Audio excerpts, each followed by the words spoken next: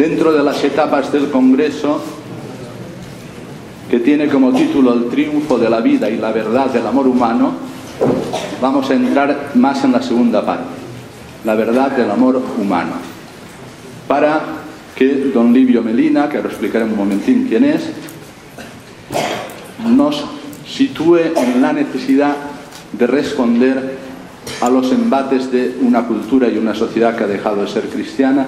Por tanto, la primera tarea es reconstruir o construir con la gracia de Dios el sujeto capaz de vivir en el designio de Dios, por la gracia.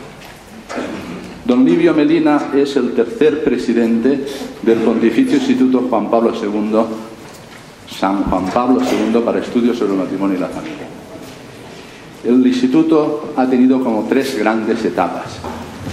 La primera, por voluntad del Papa San Juan Pablo II, y porque era algo que llevaba como experiencia propia y llevaba en su corazón, quiso, con lo que fue la Carta Magna de la Pastoral Familiar, la Familiaris Consortio, crear este Pontificio Instituto San Juan Pablo II, o Juan Pablo II entonces. Sabéis que está sellado con la sangre que derramó en la plaza de San Pedro el mismo día en que iba a anunciar este instituto y el Pontificio Consejo para la Familia. La primera etapa está dominada por todo lo que son los criterios del mismo Papa, Juan Pablo II, con el cardenal después, Carlo Cafarra, primer presidente, donde todo está muy centrado en lo que hemos escuchado ahora mismo. Después del disenso, diríamos, grandísimo y gravísimo respecto de la encíclica del Beato Pablo VI, La Humane Vitae, había que fundamentar esas palabras de Pablo VI. Y había que darle todo, diríamos, toda la razonabilidad y todo lo que apunta a la fe para hacer creíbles las palabras del Papa y para hacerlas no solo creíbles, sino capaces de llevar adelante, ¿no? Bueno, esta tarea le correspondió como primer presidente al cardenal Cafarra, no sin sufrimiento, y centrándose mucho en hacer, diríamos, el análisis de lo que se derivaba de esa encíclica y lo que apuntaba para que hubiera un desarrollo de la teología moral, según lo que también el Concilio Vaticano II se decía: hay que renovar la teología moral, pues, o hay que profundizar en la teología moral, pues recoger ese encargo, y ahí es lo que el cardenal Cafarra, el primer presidente, tuvo que realizar, fundamentalmente lo que es la Humane Vitae. Digo que no sin sufrimiento. Ya conocéis lo que fue en su momento, pues lo que desde Fátima le llegó a él como primer presidente, diciendo que en la última etapa la gran lucha, la gran batalla será sobre estas cuestiones que estamos tratando, ¿no? Matrimonio, familia y vida. Después sucede Angelo Scola, cardenal Angelo Scola, donde más allá de las cuestiones de la ética de la sexualidad, la fundamentación de lo que es la Humane Vitae y el desarrollo de lo que puede ser la teología moral frente a un desconcierto que hubo entonces, en lo que después se llamó la nueva moral, etc., Angelo Scola le da la fundamentación antropológica y pone allí todo su acento en poner las bases antropológicas de lo que se necesita para no solo desarrollar la Humane Vitae, sino llevar adelante el designio de Dios sobre estas grandes cuestiones que implican lo que es la vida de las personas en su vocación al amor. La tercera etapa le ha correspondido a don Livio Melina, que ha sido, diríamos, el gran inspirador para que lo que anunciaba el Concilio Vaticano II se desarrollara verdaderamente con una verdadera teología del amor. Y de así sus obras fundamentales, que me las acaba de describir, desde su tesis doctoral, la primera que se dirigió en el instituto por Carlo Cafarra, el primer alumno fue don Livio, la Conoscenza Morale, va ya en la dirección a lo que después pues son, diríamos, las bases no solo antropológicas, sino de la razón práctica para el obrar moral, de tal manera que, uniendo lo que es la gracia de Dios y el obrar humano, en la acción se pueda mostrar la gran epifanía del amor. Bueno, sus obras, digo aquí la que acaba de describir, porque no quería ni siquiera que dijéramos estas cosas: Cristo y el dinamismo del obrar, Cristo el dinamismo dell'agire, acción, epifanía del amor, la acción como epifanía del amor, imparare l'amore, a la escuela de Juan Pablo II y Benito XVI, aprender el amor, la casa y la roca, y el gran manual de moral, junto con Noriega y Juan José Pérez Soba, Caminar en la luz del amor. Por tanto, estas palabras que se repiten, diríamos, es la gran tercera etapa, precisamente para darle contenido a lo que la Gaudium et Spes había querido recoger como urgencia que se presentaba antes del concilio respecto del amor conyugal, para que desde esta reflexión del amor pudiéramos nosotros renovar incluso lo que es la teología moral. Bueno, aparte de eso, por entrar un poquito más en lenguaje íntimo, yo he visto a don Livio llorar, lo cual significa que la experiencia religiosa y la emoción forma parte de la vida. Llorar delante de Juan Pablo II.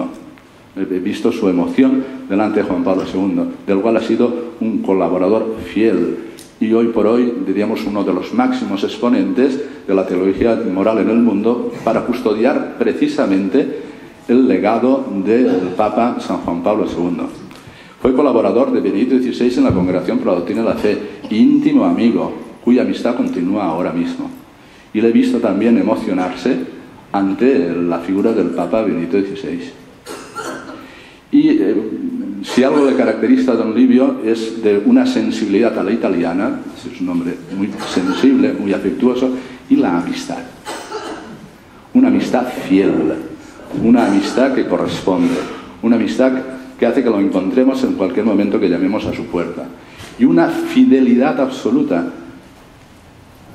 a lo que es el magisterio de la Iglesia, y en este caso a lo que pretendió el Papa Francisco cuando anunció los dos sínodos, el extraordinario y el ordinario, para volver sobre el tema de la familia en continuidad con lo que es la tradición de la Iglesia. Digo que cambiamos ahora un poquito de escena porque le hemos pedido lo que hoy para vosotros resulta a veces también una dificultad, que tantas voces están apareciendo en el mundo sobre Amoris Laetitia. ¿Cuál es la voz que nos puede ayudar a vivir con serenidad, con sosiego, con alegría, lo que es el derivado que viene de esta exhortación apostólica?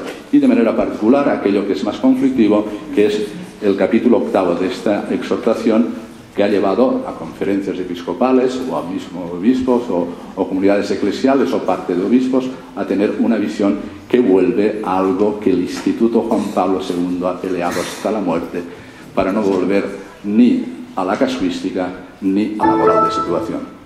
Esto, diríamos, don Livio ha perdido su propia vida para sacar de los escollos a la teología moral de lo que sería hoy, no, como lo dirá él en la conferencia, no un paso adelante, sino un paso atrás.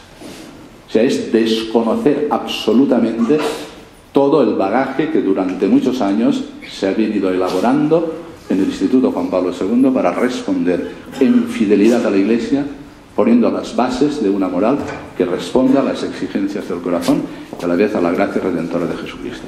Pues sin más, con un cariño profundo y una gratitud inmensa, don Livio, él la conferencia es breve, la va a leer en español porque se la hemos traducido, pero después don Juan de Dios,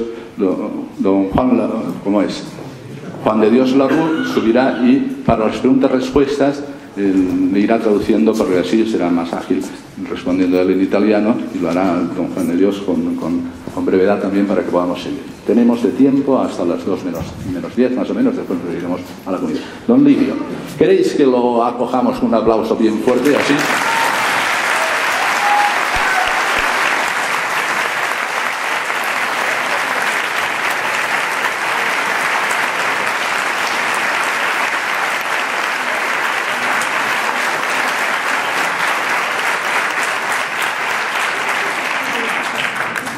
Es una alegría por mí estar aquí entre vosotros a celebrar el triunfo de la vida y la verdad del amor.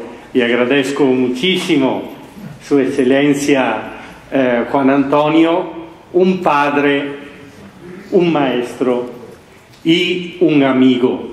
Y le disculpo por las cosas que dijo de mí, porque son expresión más de amistad que de verdad.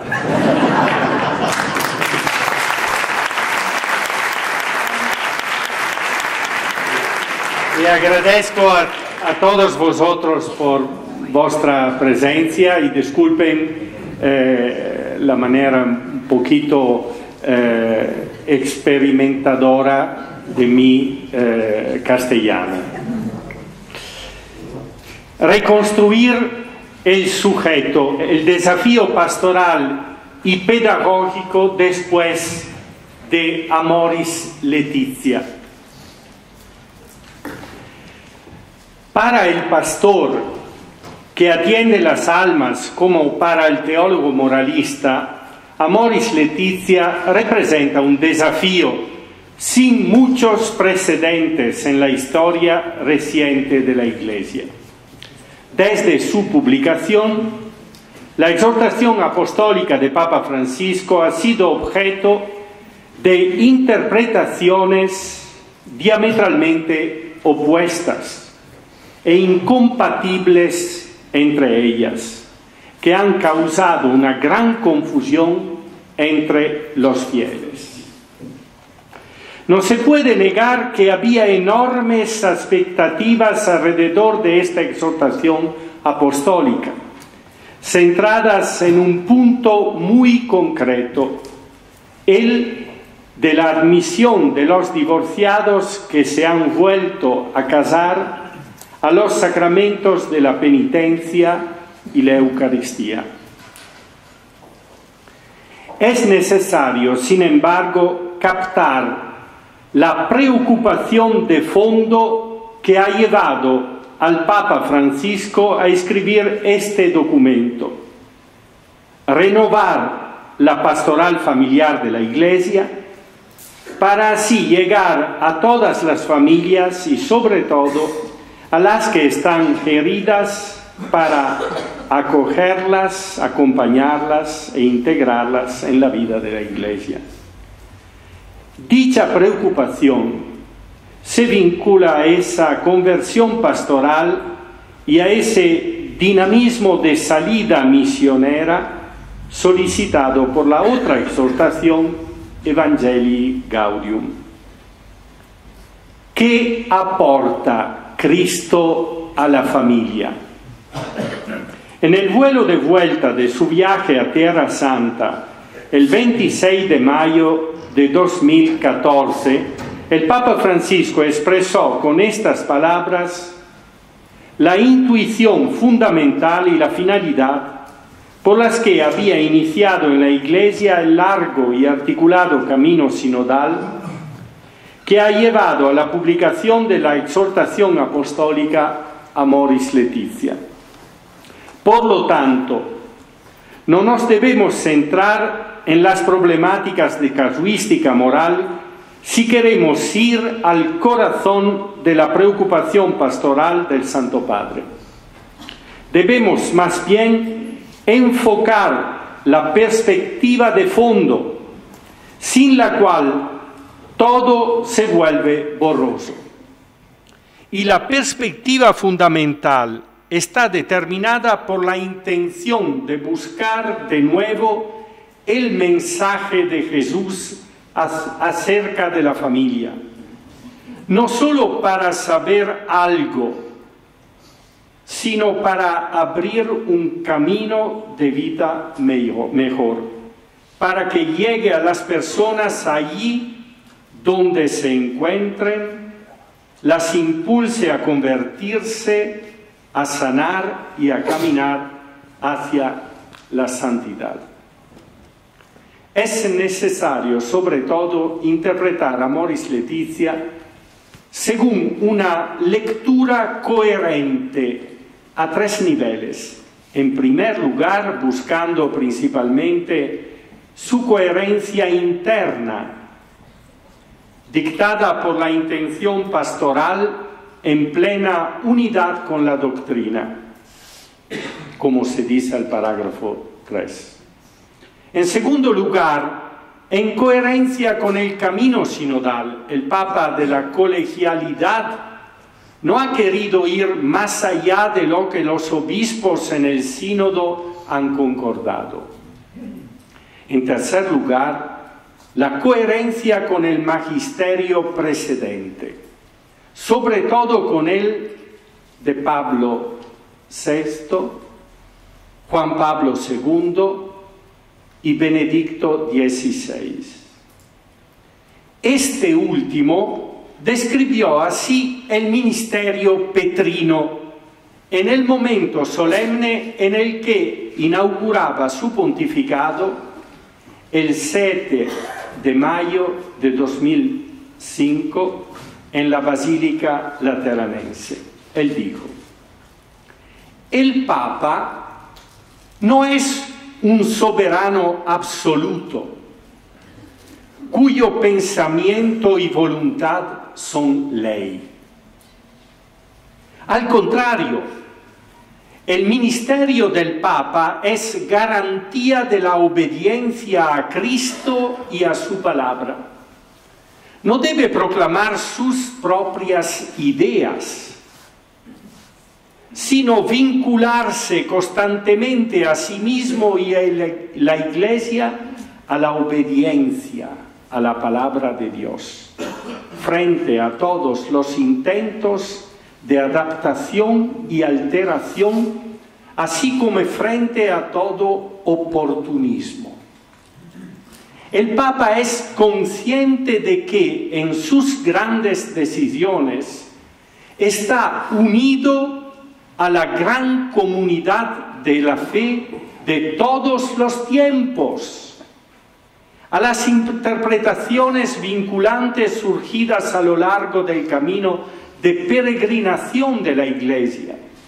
Así, su poder no está por encima, sino al servicio de la palabra de Dios, y tiene la responsabilidad de hacer que esta palabra siga estando presente en su grandeza y resonando en su pureza, de modo que no la alteren los continuos cambios de la moda.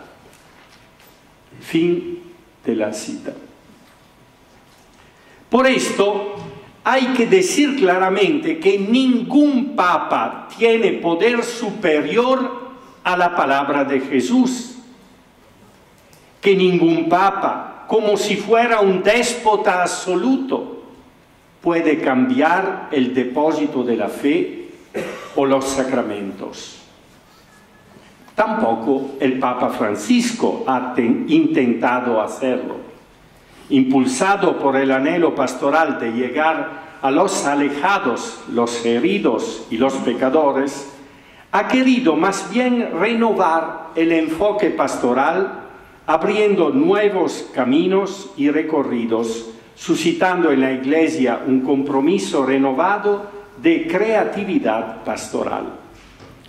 La novedad de esta exhortación apostólica está, por lo tanto, en la urgencia pastoral que fomenta, partiendo de una toma de conciencia realista sobre la situación concreta de las familias. Es un llamamiento a iniciar una gran obra de reconstrucción de las familias. Antes de entrar en la propuesta positiva, detengamos en esto la realidad dramática y sus urgencias. Las observamos siempre con la mirada de Jesús. El Papa Francisco evoca precisamente al inicio de Amoris Laetitia la parábola de Jesús sobre las dos casas, la del hombre prudente construida sobre la roca y la del necio construida sobre la arena. Es un pasaje evangélico muy conocido que resuena a menudo en la liturgia de las bodas y que es citado en la versión de Mateo, previsto también por el leccionario del rito. El Papa sitúa esta imagen al inicio del documento, ofreciendo así una referencia que orienta la mirada del lector hacia la luz de la palabra de Dios, mientras lleva a cabo su intención, como él dice, de entrar con discreción en las casas de nuestras familias, para llevar la alegría del amor procedente del Evangelio de Jesucristo. A quienes forman una nueva familia y con trepidante esperanza celebran el sacramento del matrimonio, Cristo no les promete que en su casa en construcción no caerá nunca un aguacero o que una violenta ola no arrolle lo que más aman. Ni siquiera les promete que no habrá vientos impetuosos que soplen sobre lo que han construido, a veces al precio de sacrificios inmensos. Sabemos que, por desgracia, en las viviendas de los hombres no solo baten vientos tormentosos y borrascas, sino que a veces están sacudidas y devastadas por terremotos desastrosos. Y sabemos muy bien que pueden resistir solo si han sido construidas con medidas antisísmicas fiables. Cristo mira con simpatía al deseo de los hombres y de las mujeres de dar una morada a su amor, de construir una familia sólida que dure en el tiempo y que resista a las pruebas y las múltiples amenazas.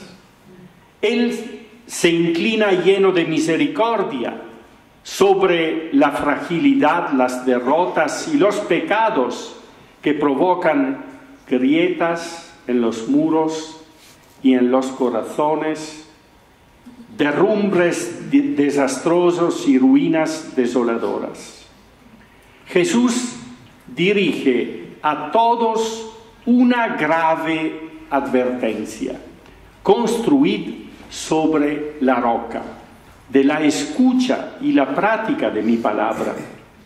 Para resistir a la intemperie y a los terremotos de la vida no basta escuchar, es necesario llevar una vida coherente con la palabra escuchada. Él ofrece sobre todo el don irrevocable de su gracia, que encontramos en los sacramentos de la Iglesia. Él es, por lo tanto, la roca sobre la que construir. Pero también somos muy conscientes de ello, esa piedra angular, descartada hoy más que nunca por los constructores, porque prefieren edificar sobre la arena refugios provisionales. Y así, mientras tanto, el panorama de nuestras familias y de las que nos rodean es cada vez más preocupante.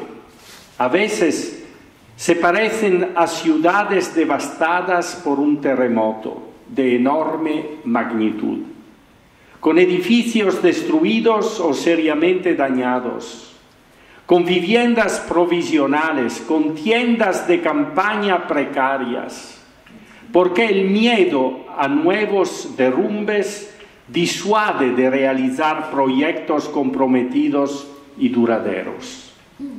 Familias hechas añicos, nuevas pobrezas y soledades de quien han perdido también los recursos espirituales y materiales para vivir con la propia familia, el consiguiente descenso de la natalidad, el invierno demográfico de Europa, signo inquietante y expresamente olvidado de una crisis histórica, y por último las víctimas más débiles, niños no acogidos por los progenitores o disputados como presas inocentes tras el fracaso conyugal, ancianos abandonados y descartados.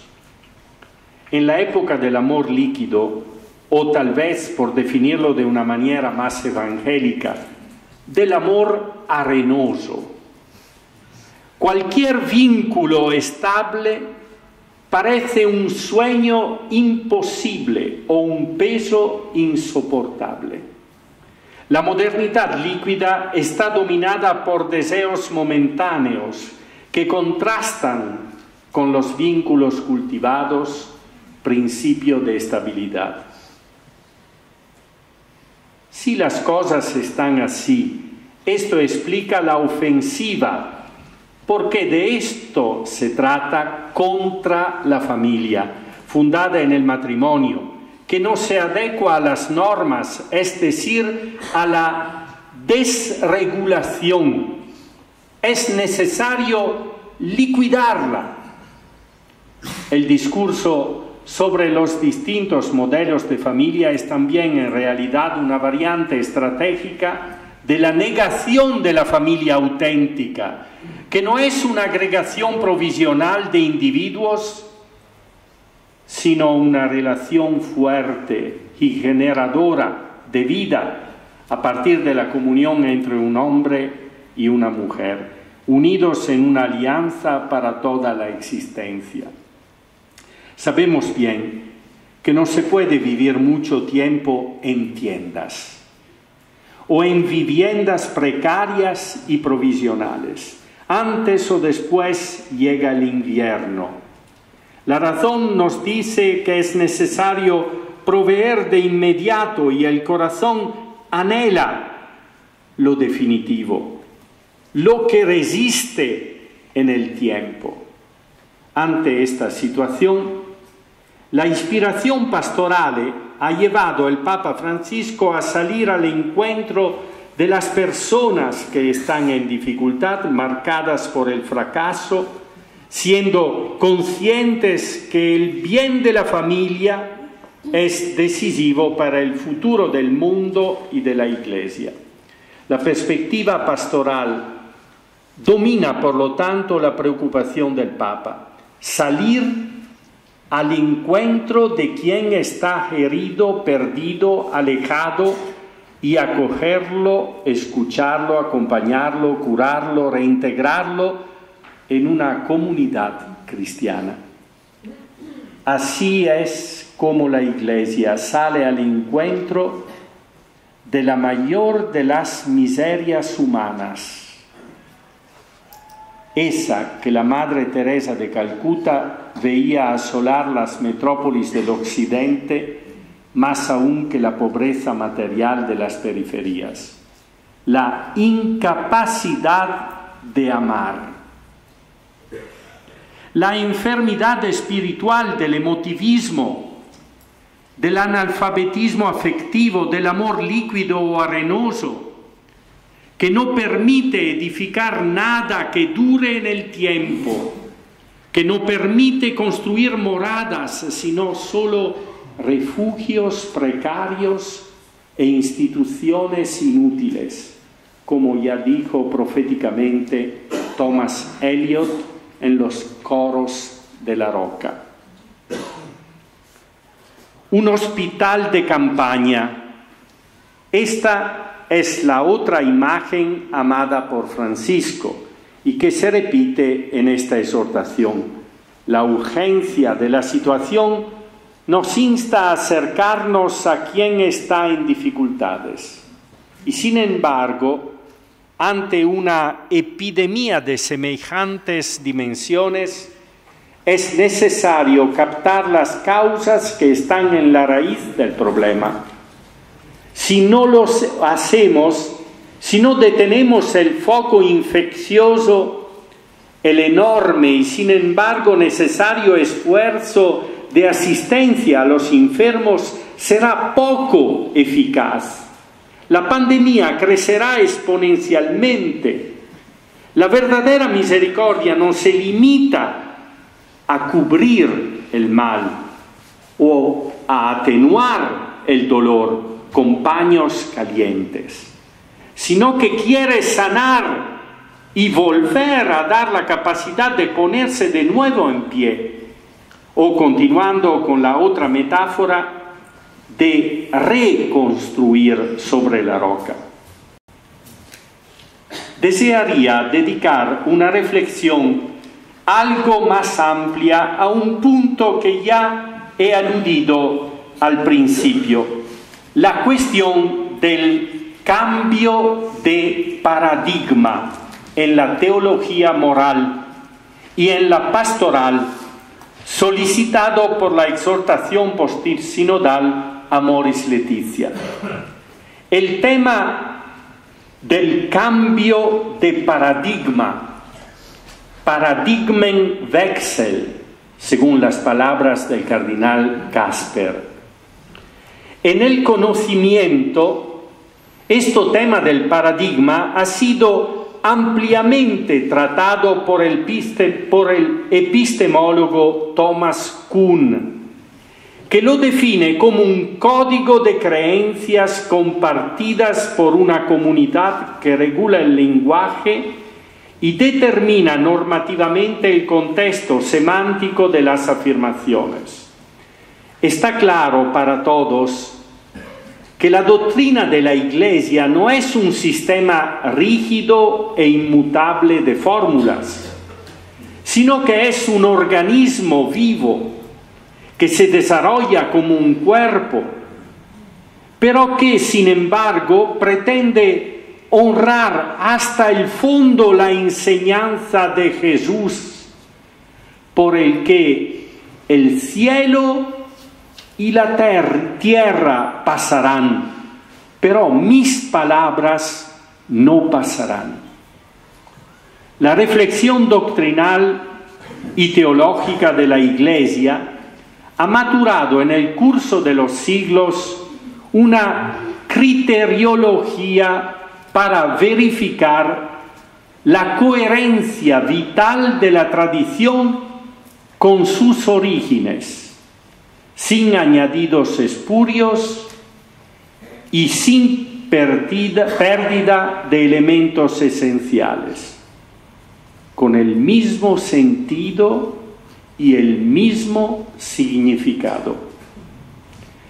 De manera particular, el beato John Henry Newman, partiendo de su experiencia personal, escribió un ensayo sobre el desarrollo de la doctrina cristiana, mostrando que no se trata de adaptarse a los ritmos del tiempo, dejándose cambiar por las modas, para así ser aceptado, sino más bien dejar que sea ella misma, la doctrina, la que determine el ritmo de la historia.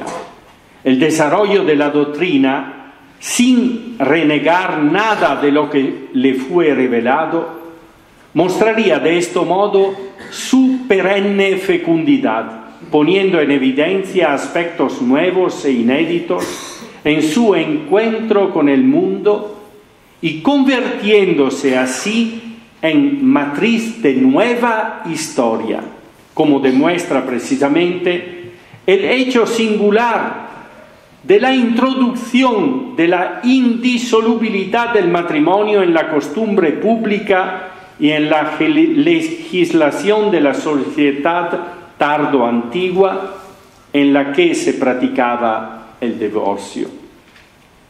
Podemos entonces comprender que la idea de un cambio legítimo de paradigma puede ser aceptada solo si tiene un significado muy circunscrito y con la condición que no se ponga en discusión la forma básica de la doctrina moral de la Iglesia. Pongamos un ejemplo. Si nos encontramos en un contexto lingüístico anglófono, el término gift tiene un significado muy positivo y agradable. Significa dono, don. Pero si cambiamos de paradigma lingüístico y vamos a Alemania, entonces las mismas letras significan veneno. Podemos decir que hemos cambiado solo el paradigma y no la propia realidad si aplicamos a un fármaco producido en Alemania como peligroso la etiqueta de don. Si en el discurso de la montaña Jesús habla de adulterio y lo indica como un pecado gravísimo y destructivo, podemos decir que custodiamos la misma doctrina si lo definimos como una imperfección en un camino gradual hacia un ideal, cuya moralidad hay que dejar al juicio de cada conciencia individualmente. El número 300 de Amoris Laetitia habla de la necesidad de discernir cada situación caso por caso. ¿En qué sentido nos invita esto a un cambio de paradigma en la teología moral? Que no traicione la doctrina de la Iglesia y no convierta en vana la revelación divina contenida en la palabra de Jesús. La encíclica de San Juan Pablo II, Veritatis Splendor, sigue siendo un punto magisterial irrenunciable para la superación de los riesgos de una casuística arbitraria y una ética de la situación subjetivista. Con autoridad nos enseñó el criterio límite de verificación de la conformidad con la sana doctrina. La atención a las personas y la conversión pastoral de la teología moral no puede significar la renuncia a la doctrina concerniente el carácter absoluto de las normas morales negativas que prohíben siempre y sin excepción los actos que son, por su objeto, intrínsecamente malos, como el adulterio. No puede ser auténtico un cambio que en lugar de sanar las heridas y la incapacidad de amar, interpreta el ministerio pastoral como una adaptación de la ley del Señor Jesús a las presuntas capacidades subjetivas de las personas, eliminando así el pecado y haciendo superflua la exhortación a la conversión. El Papa Francisco, en la exhortación Amoris Laetitia, nos invita a dar un paso adelante y no uno hacia atrás. No a volver a la casuística, sino a desarrollar una teología moral que sepa hacerse cargo de la instancia pedagógica de un camino de seguimiento de Cristo, claramente caracterizado por el primado de la gracia. El verdadero cambio de paradigma respecto a una visión legalista y deductiva, un cambio plenamente conforme a la gran tradición de la Iglesia, ya había sido auspiciado e indicado por Veritatis Splendor, que al mismo tiempo había enunciado el criterio límite para no caer en un cambio de forma de la moral católica, que desnaturalizara su esencia, en ruptura con la sana doctrina. La coherencia de cada interpretación pastoral de Amoris Laetitia con esta encíclica de San Juan Pablo II y con el núcleo esencial de su enseñanza, a saber, la existencia de un criterio límite en el carácter absoluto de las normas morales negativas que prohíben los actos intrínsecamente malos, no es sólo garantía de continuidad de la interpretación de Amoris Laetitia con la tradición, sino que es también la condición para realizar la preocupación fundamental expresada por el Papa Francisco de un acompañamiento pastoral a la verdad del amor de los más alejados, frágiles y pecadores. Acercándome a la conclusión, me gustaría desarrollar la última alusión hecha citando una declaración muy aguda y actual del cardenal Jean-Marie Lustiger acerca del tema de la gradualidad. Su argumento principal puede ser sintetizado así: la exclusión de toda gradualidad de la ley es la condición que hace posible la verdadera gradualidad pedagógica. Es decir, solo si se mantiene el valor obligatorio y no meramente ideal del mandamiento de Dios, solo entonces es posible un acompañamiento basado en la gracia y la conversión.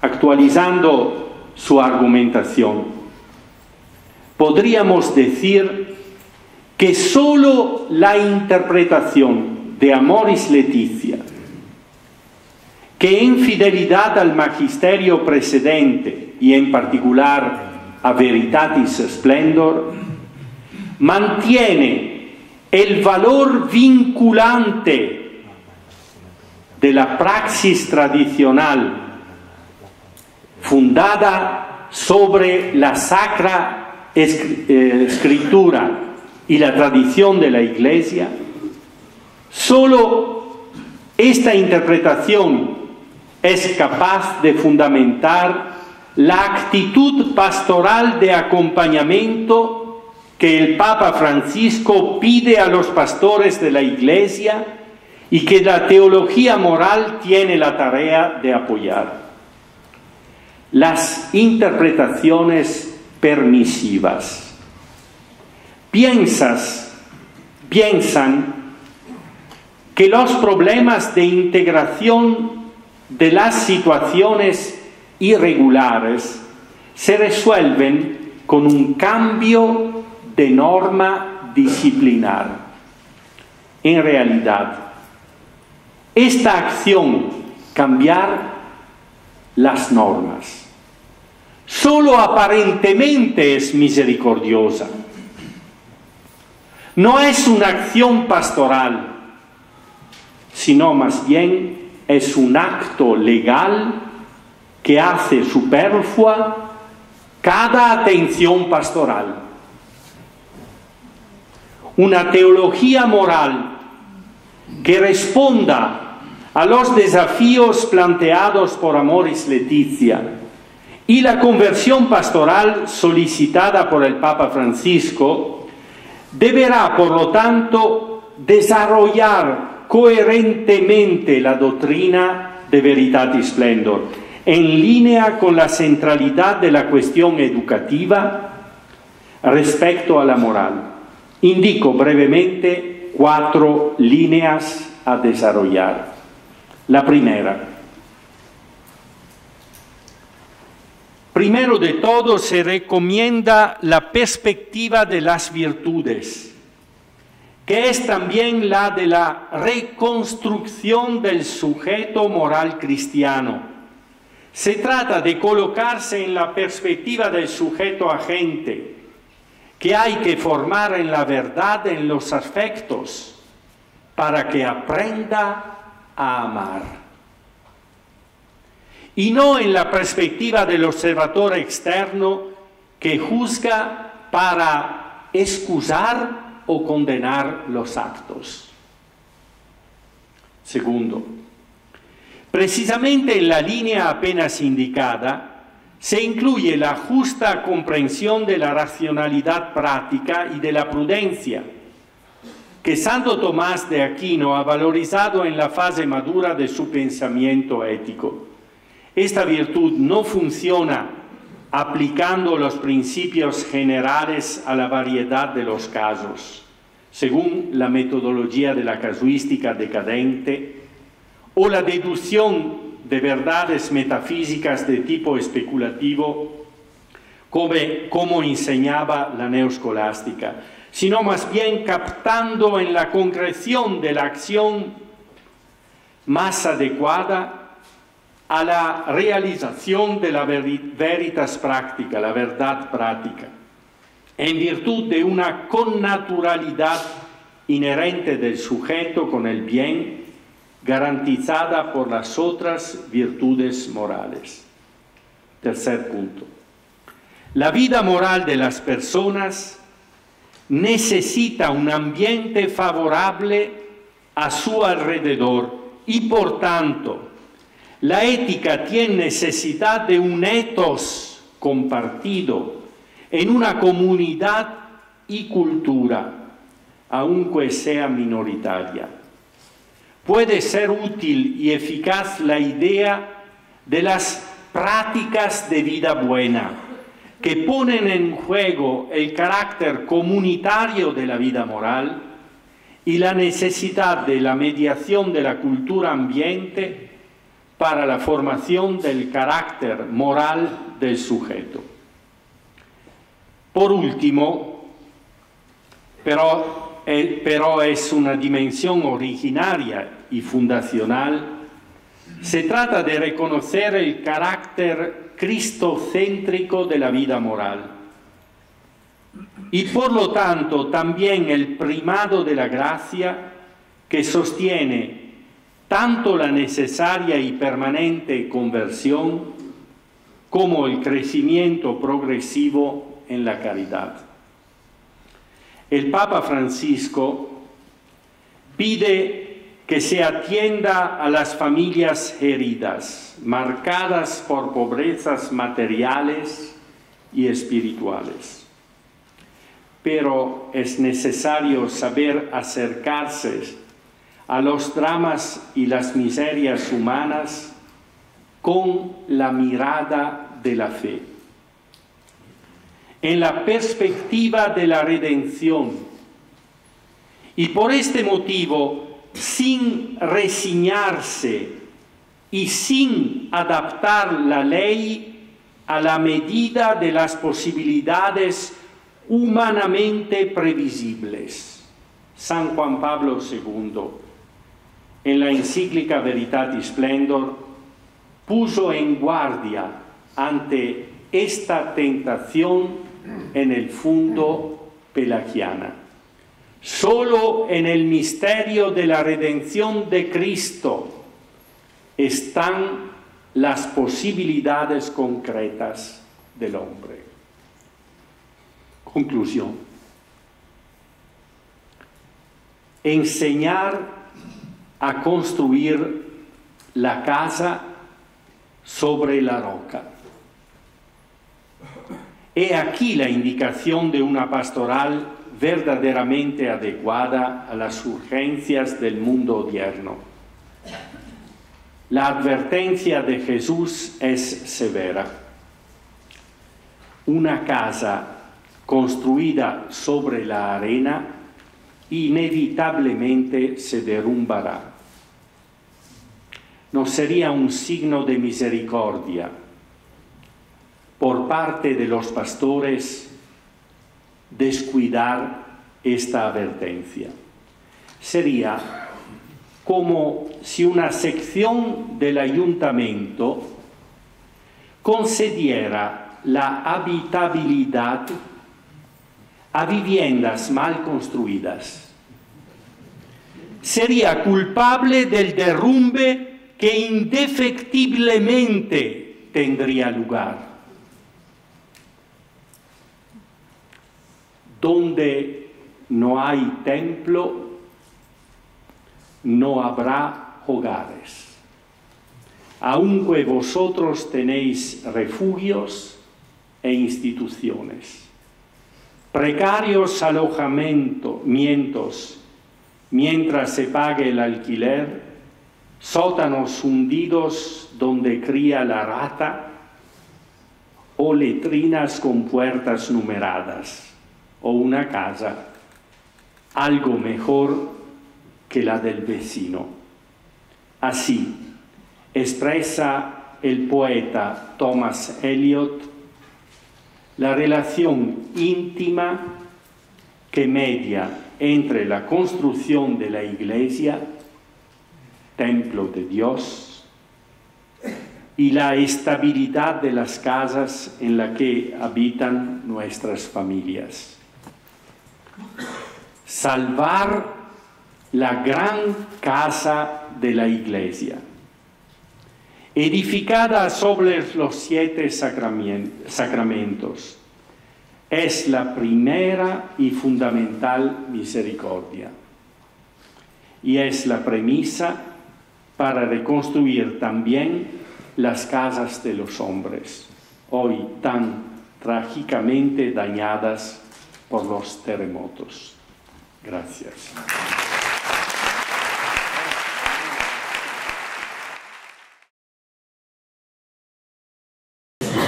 Damos paso a las preguntas, que don Livio contestará gustoso.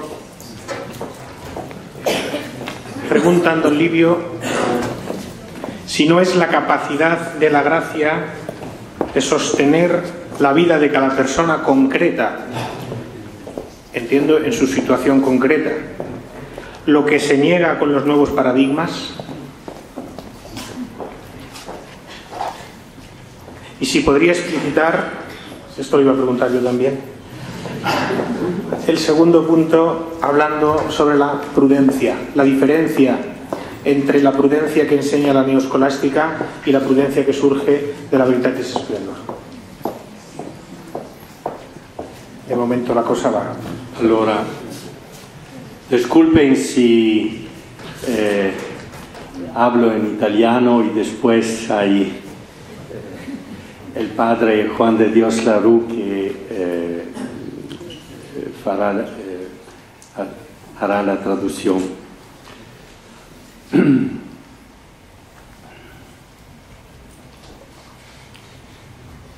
Penso che questo cosiddetto nuovo paradigma, che vorrebbe essere un paradigma più vicino e realista alle singole persone, ha 2 tratti caratteristici. Pienso que este nuevo paradigma que se propone como más cercano y realista tenga como 2 características. Per un verso è un paradigma individualista e per altro verso è un paradigma pelagiano. Por una parte es un paradigma individualista y por otro es un paradigma pelagiano. Un paradigma che fa riferimento alla posizione o all'eresia di Pelagio, il quale considerava l'aiuto della grazia semplicemente come un buon esempio. Oggi si parla di ideale. Il Vangelo sarebbe soprattutto un ideale altissimo, molto bello, ma che bisognerebbe stare molto attenti a proporre in tutta la sua altezza, senza considerare la realtà concreta delle persone.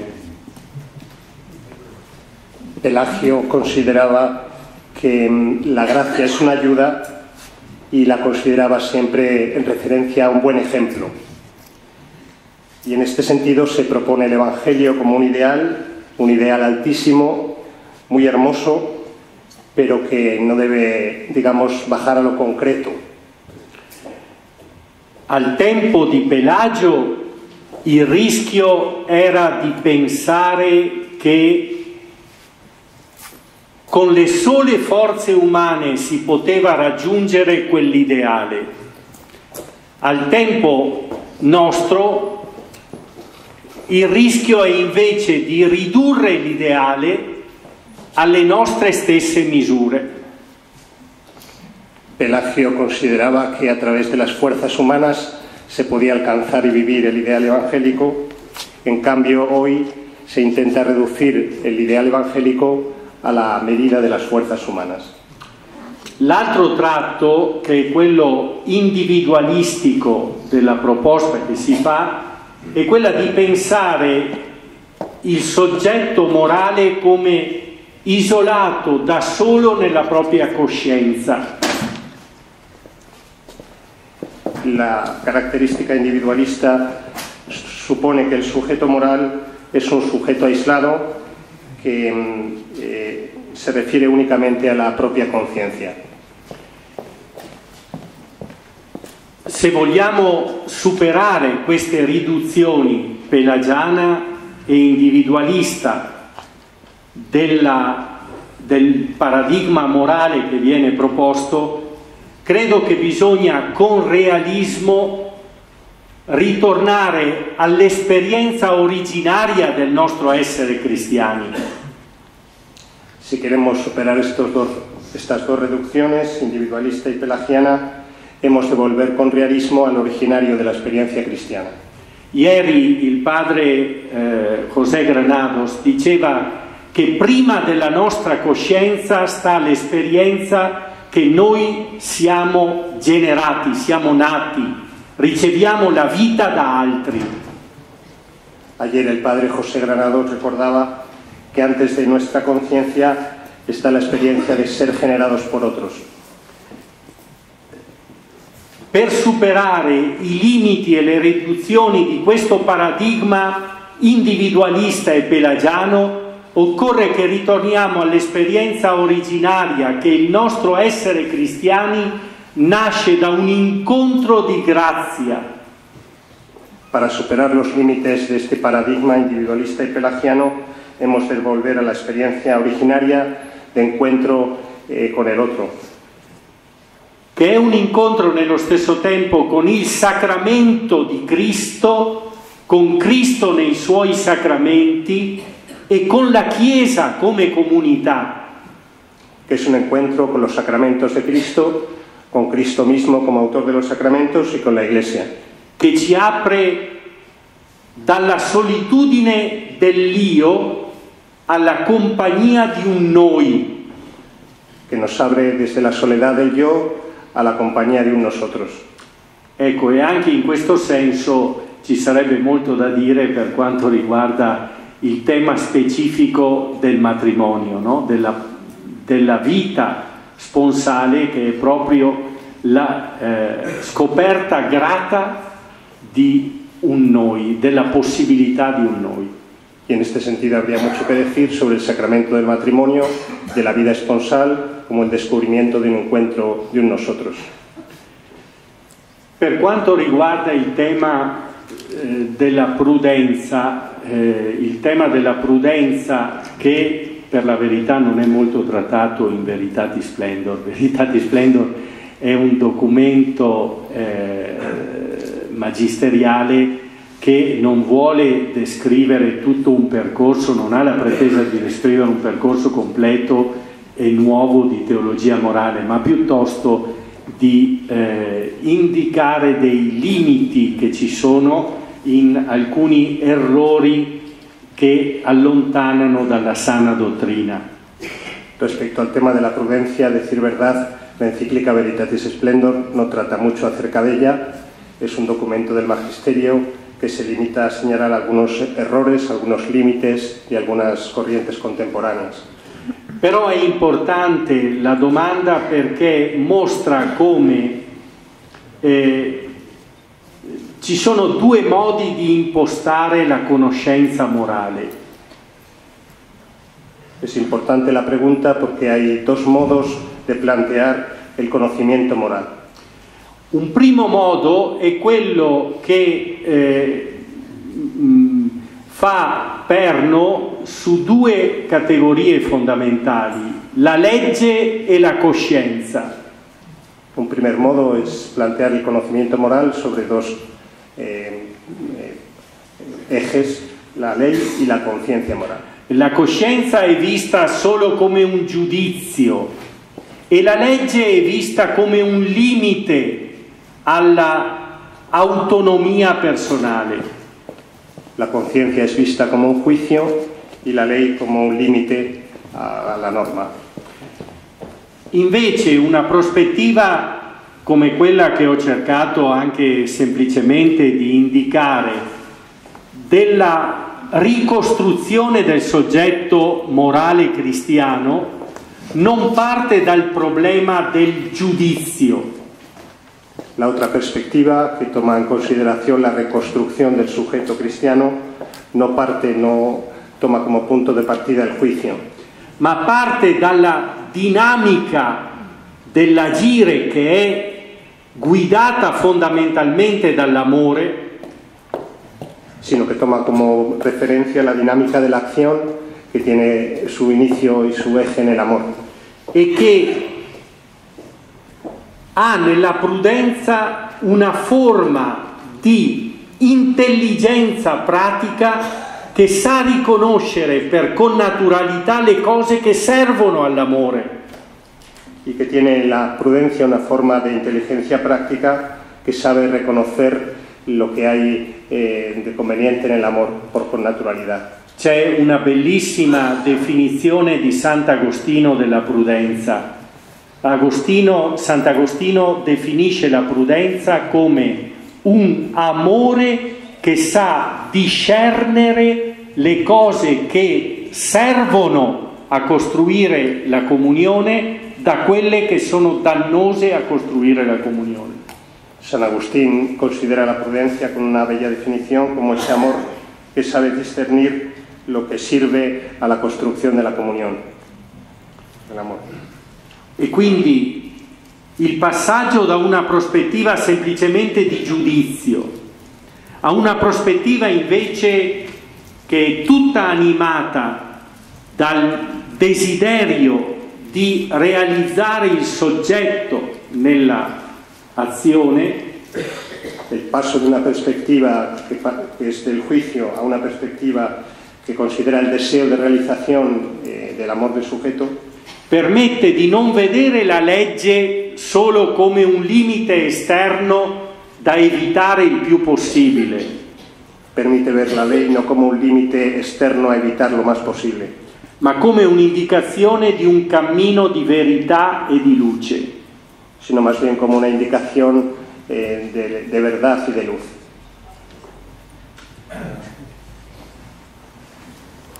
El resto de las preguntas, casi todas ellas, van en la dirección de la confusión que se puede crear en los fieles, sobre todo los que tienen una fe más débil o falta de formación, con respecto a ciertas decisiones o afirmaciones de conferencias episcopales. ¿En qué sentido hay otras interpretaciones que no están en esa coherencia anterior de la que usted hablaba con el magisterio reciente, sobre todo de Juan Pablo II, Benedicto XVI, Pablo VI? ¿Y cómo puede dañar eso al cuerpo eclesial, a los fieles, y frenar la evangelización? Io credo che direi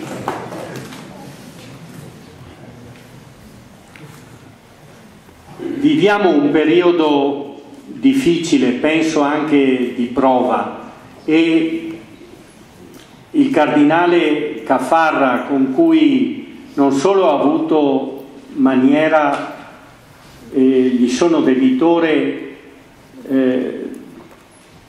filialmente debitore, non solo ho avuto maniera di formarmi, ma anche di condividere con lui proprio fino all'ultimo, fino a pochi giorni prima della sua morte, le preoccupazioni che aveva nel cuore. Il cardinale Caffarra riconosceva in maniera chiara che, lui diceva, solo un cieco può negare che oggi la Chiesa è in un momento di grande confusione. Es un momento difícil, de prueba. El cardenal Caffarra, con el que se siente filialmente deudor y con el que ha podido compartir hasta el final las preocupaciones por la Iglesia, decía que solo un ciego puede negar che vivimos hoy un momento muy difícil. Non so perché il Signore permetta questo momento, ma dobbiamo viverlo nella certezza che ci dà anche le luci sufficienti per affrontarlo. No sé por qué el Señor permite este momento, pero tenemos la certeza de que tenemos suficientes luces para afrontarlo. E cioè, ho cercato di proporre questo momento che è segnato anche dall'esortazione apostolica Amoris Laetitia di Papa Francesco, che è un documento che presenta in se stesso una certa ambivalenza. Ho cercato di presentarvi questo momento che presenta questa ambivalenza secondo un criterio di interpretazione che ci è dato dalla grande tradizione della Chiesa. He buscado presentar este momento con la publicación del documento Amoris Laetitia, que es un documento que manifiesta una ambivalencia. Y desde esta ambivalencia él ha intentado ofrecer un criterio de interpretación desde la tradizione della Iglesia para salir de ella. Questo criterio di interpretazione, di coerenza con la grande tradizione della Chiesa, non solo è possibile, ma è anche l'unico autentico. Este criterio de coherencia con la tradición de la Iglesia no es solamente posible, sino el único auténtico. E credo che i sacerdoti, prima i vescovi, poi i sacerdoti e tutto il popolo cristiano ha il diritto e il dovere di proporre questo tipo di interpretazione. Y piensa que los obispos, los sacerdotes y el pueblo de Dios tienen el deber de proponer esta interpretación. Con grande rispetto, con grande attenzione a quelle che sono le preoccupazioni fondamentali del Santo Padre, ma anche con fedeltà alla verità. Con gran respeto, con gran preocupación por las preocupaciones del Santo Padre, pero también con gran fidelidad.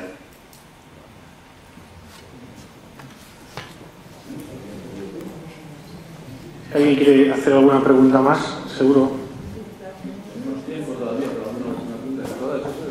No, están todos, van en la misma dirección. Simplemente pedirle a don Livio si quiere desarrollar un poquito más la línea pedagógica y pastoral que ha anunciado en los 4 puntos finales e insistir en alguno de ellos mientras haga alguna otra pregunta, ¿no? Que es concreto para los sacerdotes y para aquellos que tenemos responsabilidad sobre estos aspectos pastorales, ¿no? Los 4 criterios que ha dado, si quiere profundizar en alguno de ellos.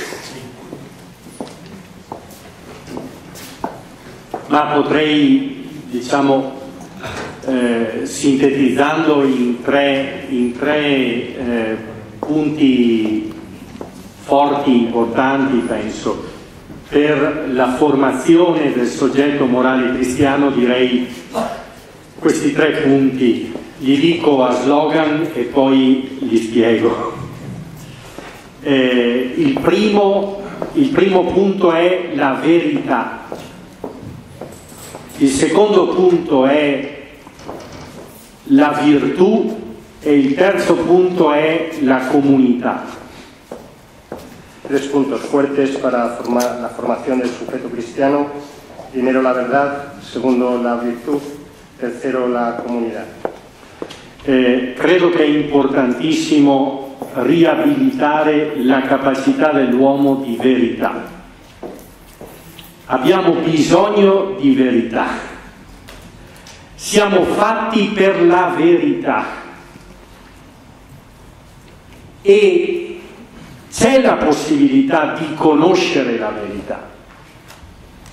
La Chiesa ha il compito preciso di annunciare una verità e non una verità soggettiva che cambia, che vale oggi e non varrà domani, no?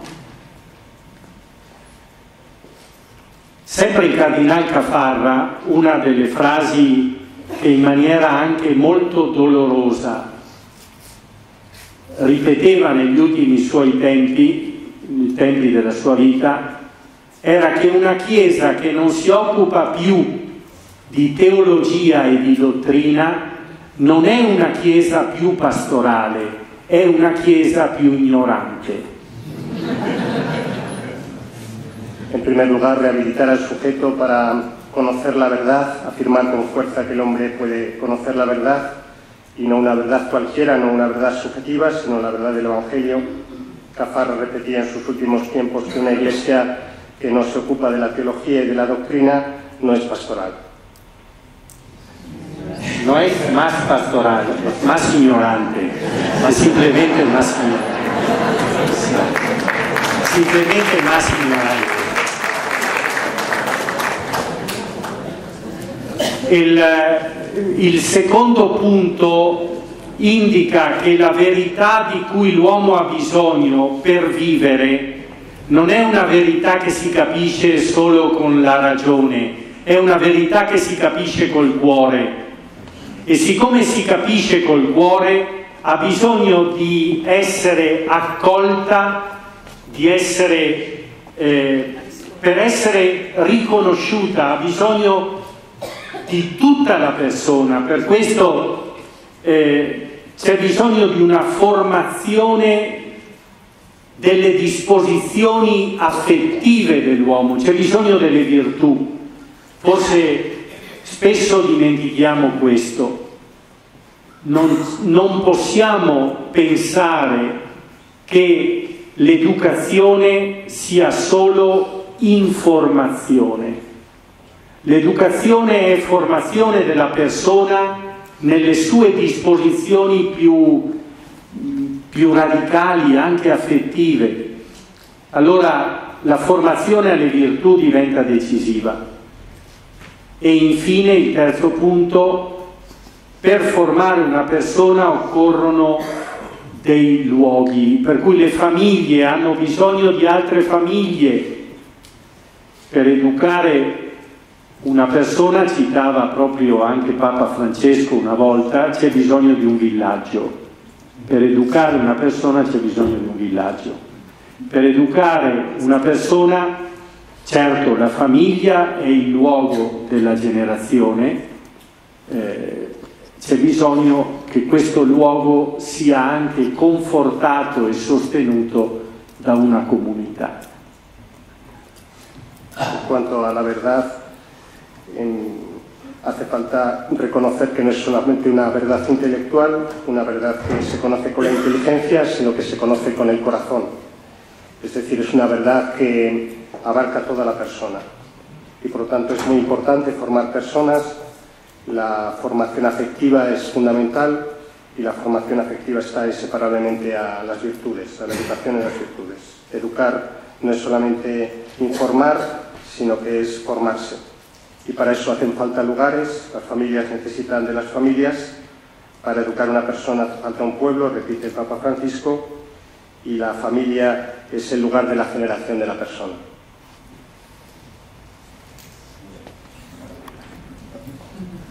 Estamos llegando ya al final, debemos estar a las 2 para la comida y reemprender esta tarde a las 5. Como hay algunas personas que están trabajando en la responsabilidad de los campos distintos de la pastoral familiar, insisten en alguna de las preguntas, por lo que me dicen, sobre la importancia para formar el sujeto y ayudar en las heridas a las personas que han sufrido el conflicto familiar o con los hijos, incluso aquellos que padecen porque sus hijos pues, no han madurado en la masculinidad o en la feminidad. Se resalta la importancia de los centros de orientación familiar y de acogida para todas estas personas. Pues si hay que decir alguna palabra sobre eso.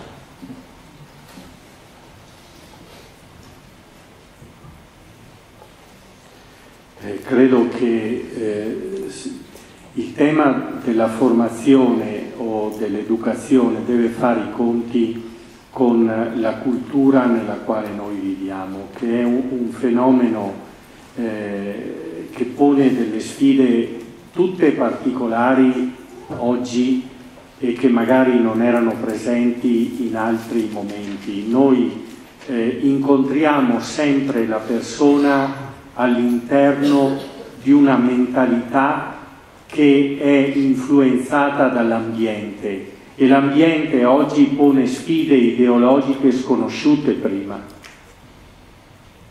Para la formación y la educación tenemos que tener siempre en cuenta la cultura que vivimos, que plantea hoy desafíos particulares y la persona que encontramos está sujeta a esta mentalidad ambiental llena di ideologías.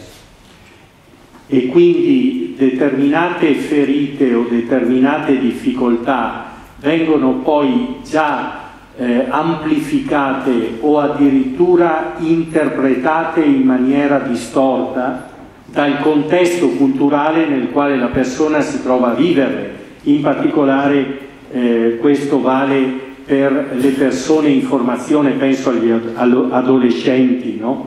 O alle persone che hanno subito ferite perché non hanno avuto un luogo nel quale la loro persona nei primi anni si è formata. Algunas heridas y dificultades se interpretan equivocamente, fundamentalmente en personas adolescentes o que han sufrido heridas en sus primeros estadios. E quindi in questo senso il carattere comunitario a cui facevo riferimento in maniera molto veloce e anche schematica nella mia precedente risposta, il carattere comunitario richiede non solo una comunità che aiuti e sostenga la famiglia, richiede anche evidentemente degli strumenti specializzati che sappiano affrontare le sfide concrete e specifiche che la cultura dell'ambiente propone, sia dal punto di vista psicologico, dal punto di vista anche sociologico, ma anche dal punto di vista ideologico, cioè di una critica culturale delle situazioni nelle quali ci troviamo a vivere. El carácter comunitario que señalaba en la anterior respuesta pide una comunidad que sostenga la familia, pero que también necesita de instrumentos especializados en la psicología, en la sociología y también en cuanto a lo ideológico, respecto a la crítica che puede hacer de la cultura contemporanea. In questo senso è importante che esercitiamo un giudizio sulla cultura nella quale viviamo. È importante che i cristiani, i cattolici abbiano la capacità di giudicare la cultura nella quale vivono. In Italia ho visto la pubblicità di un libro che si raccomandava con queste parole: un libro che finalmente vi insegna a vivere senza giudicare. Es importante la capacidad de juicio sobre la cultura, la capacidad de juzgar la cultura, y en este sentido ha visto en Italia un libro che por fin nos enseñaba a vivir sin juzgar. Ecco, vivere senza giudicare è vivere in una maniera disumana ed essere vittime dell'ambiente nel quale viviamo. Noi abbiamo bisogno di libri che ci aiutino a vivere giudicando. Abbiamo bisogno di aiuti a giudicare, non certo nel senso di giudicare gli altri o di dare un giudizio, diciamo, definitivo sulle altre persone, no? Che forse era il senso implicito di quella pubblicità, ma abbiamo bisogno veramente di diventare capaci di trasformare attraverso un criterio di giudizio le realtà nelle quali noi viviamo. Papa Francesco parlava di colonialismo ideologico della cultura del gender, per esempio. Vivir sin juzgar no es humano y necesitamos libros que nos ayuden a vivir con juicio, a vivir juzgando, no en el sentido de juzgar a los demás ni de establecer un juicio definitivo que solo corresponde a Dios, sino libros que nos den criterios para poder juzgar la realidad y transformarla.